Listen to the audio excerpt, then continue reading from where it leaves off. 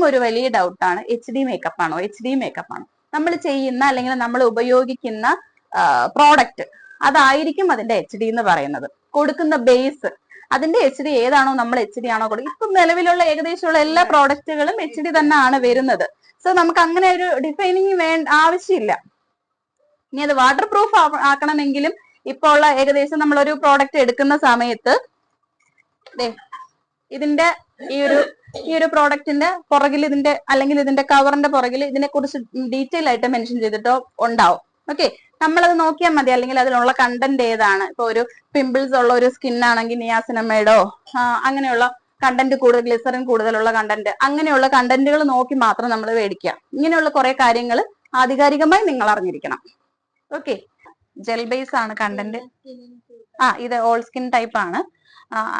ഇത് എനിക്ക് ഏറ്റവും കൂടുതൽ ഇഷ്ടമുള്ള ഒരു മോയ്സ്ചറൈസർ ഇതാണ്. അതുകൊണ്ട് ഇത് കാലിയായി. ഇത് എല്ലാവരുടെയും വാനിറ്റിയിൽ ഉണ്ടാണ്. കാരണം ഒരു ബ്രൈഡിന്റെ ഫേസ് എപ്പോഴും ത്രെഡഡ് ആയിരിക്കണം എന്നില്ല. ഓക്കെ, ഈവൻ ഈ ഒരു പാർട്ടൊന്നും ചിലർ ഒട്ടും എടുക്കത്തില്ല. ത്രെഡ് ചെയ്യാത്തവരുണ്ടാവും, വാക്സ് ചെയ്യാത്തവരുണ്ടാവും.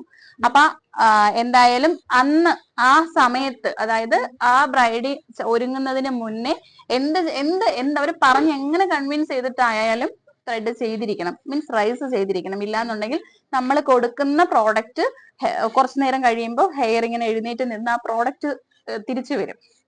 ഓക്കെ, സ്പ്രേ ഒക്കെ ചെയ്യുന്ന സമയത്ത് ഇത് ഇങ്ങനെ എഴുന്നേറ്റ് നിൽക്കും. അപ്പൊ രണ്ടും രണ്ടായിട്ട് ഫീൽ ചെയ്യും. ഓക്കെ, അത് മീൻസ് ലോങ് ലാസ്റ്റ് ചെയ്യത്തില്ല. ഹെയർ നിൽക്കുന്നതിനനുസരിച്ച് ലോങ് ലാസ്റ്റിങ് വരത്തില്ല. സോ ഒരു ജെല്ല് യൂസ് ചെയ്ത്, ഒരു നോർമൽ എന്തെങ്കിലും ഓറഞ്ചോ അല്ലെങ്കിൽ അലോവേരോ ജെല്ലോ യൂസ് ചെയ്തിട്ട് മാത്രം റൈസേഴ്സ് യൂസ് ചെയ്യുന്നുണ്ട്. ഏതാ? ക്രൈലോണ്ട്. ഡെർമയാണോ യൂസ് ചെയ്യുന്നത്, സൂപ്രയാണോ?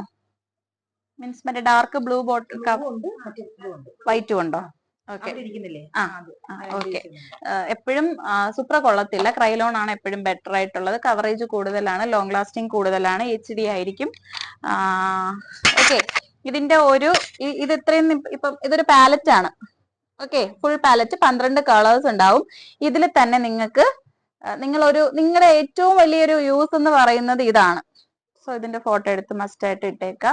മാക്സിമം 12 കളേഴ്സ് ഉള്ള പാലറ്റ് തന്നെ എടുക്കാൻ നോക്കുക. കാരണം ഇത്രയും കളേഴ്സ് ഉണ്ടെങ്കിൽ മാത്രം നിങ്ങൾക്ക് ഒരു ഫുൾ ഫേസ് കവർ ചെയ്യാൻ പറ്റും. ഒരു നോർമൽ മേക്കപ്പ് അല്ലെങ്കിൽ ഒരു ലൈറ്റ് മേക്കപ്പ്, എൻഗേജ്മെന്റ് ലുക്ക്, ഇതെല്ലാം ഈ ഒരു പ്രോഡക്റ്റ് മാത്രം മതി. കാരണം ഈ രണ്ട് മൂന്ന് കളേഴ്സ് എന്ന് പറയുന്നത് നമ്മുടെ ഹൈഡിങ് കളേഴ്സ് ആണ്. അല്ലെങ്കിൽ കളർ കറക്റ്റിംഗ്